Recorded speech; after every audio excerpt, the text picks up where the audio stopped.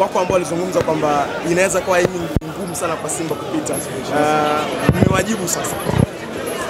Haya, ngoja nikwambie kwanza. Hili swali unalirudia tena. Simba haiko kwenye kushindana na mtu yoyote wa hapa ndani.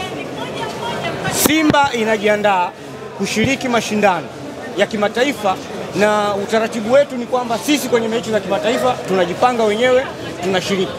Wale ambao wanaona kwamba wanaweza wakashiriki, wanaweza wakafanya fitna, wanaweza wakafanya hila, huwa tunamwachia Mungu, lakini tunashukuru Mungu tumefanikiwa.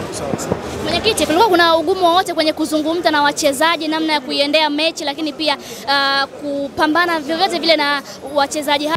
Tunajua kariba ya Waarabu wao ni kupoteza. Nini maana ya kusema kwamba kuna ugumu wa kuongea na wachezaji? Yaani nyinyi tumeongea vizuri kwamba hili